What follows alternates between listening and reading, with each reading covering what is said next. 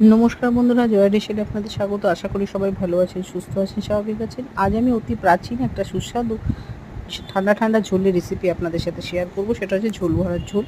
এর জন্য আমি খানিকটা মটর ডাল আর ছোলার ডাল একসাথে ভিজিয়ে রেখেছিলাম খানিকক্ষণ, তারপর সেটা খুব মিহি করে বেটে নিয়েছি। আর ঝোল বড়া ঝোল করার জন্য কড়াইতে প্রথমে জল দিয়ে দিয়েছি। জলটা একটু গরম হলে একটু হলুদ দিয়ে তারপর একে একে সমস্ত সবজি দিয়ে দিয়েছি।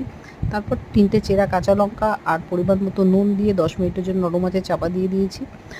10 মিনিট পর সমস্ত সবজি সেদ্ধ হয়ে গেলে লো ফ্লেমেই ওই ডাল বাটা থেকে এক এক করে বড়ার আকারে ছেড়ে দিয়েছি। তারপর 5 মিনিটের জন্য কম আঁচে চাপা দিয়ে দিয়েছি।